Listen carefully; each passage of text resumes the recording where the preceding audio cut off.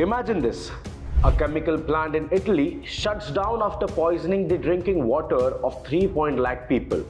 Soon after, the owners and bosses of the company are convicted.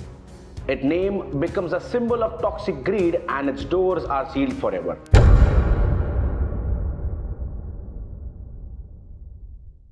Now imagine all that toxic machinery, all those patents are now packed into containers, shipped across oceans and revived here in Maharashtra in India. Welcome to the world where pollution doesn't die, it just changes its address.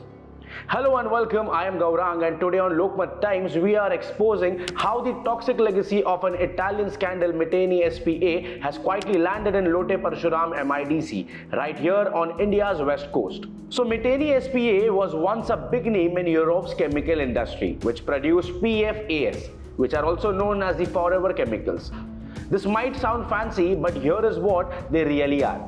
Chemicals that never break down in nature, never leave your body and can stay in your blood for decades. These chemicals are linked to cancer, liver and kidney damage, infertility and heart disease. In short, they are forever, but not in a good way. In Italy, Meteni was exposed for dumping PFAS into rivers and groundwater. And the shocking result was that the entire communities, around 3.5 lakh people, were drinking poisoned water for years. Workers at the factory had record-breaking levels of PFAS in their blood. The outrage was so huge that the Meteni had to shut down in 2018. Its top executives were recently sentenced to prison for environmental pollution and fraud. Now you might feel that this is the end of the story, right? Well, this is not the end, because what really threw out, India accepted. After Meteni went bankrupt, an Indian company, Lakshmi Organic Industries, based in Mumbai, bought everything. The patents, the machinery, even the chemical formulas. The new factory is built in Lote Parshuram MIDC in the Ratnagiri district of Maharashtra, a place which is already struggling with pollution and industrial waste for decades. So while Italy was busy cleaning up its rivers, the entire equipment was being reassembled here almost 4,000 miles away. And here is the most shocking part. This plant is again producing PFAS. Yes, it is the same forever chemical that sparked one of the Europe's worst environmental disasters, are now being made in India again, under a new name with the same toxic legacy. Now you might ask, how is this even possible? Well, because in India, PFAS isn't even officially recognized as a pollutant. There are no national safety limits, no strict disposable laws, no monitoring systems.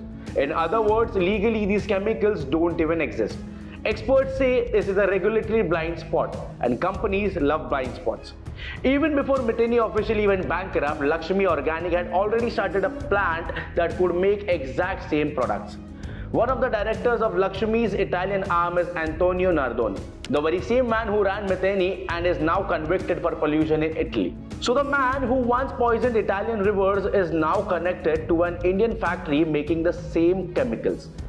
If that's not irony, then what is it? Lote Parshuram, where this factory now operates, is not new to environmental damage. Activists say that the district's wastewater treatment plant often fails, leading to untreated chemical waste flowing directly into local streams, especially when the power goes out. Fishing communities have already lost their livelihoods. Groundwater there is murky, and now a PFAS producing factory has entered the scene.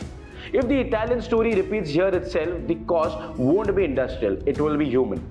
Because PFAS chemicals don't just pollute rivers, they enter food, milk, fish and even human blood.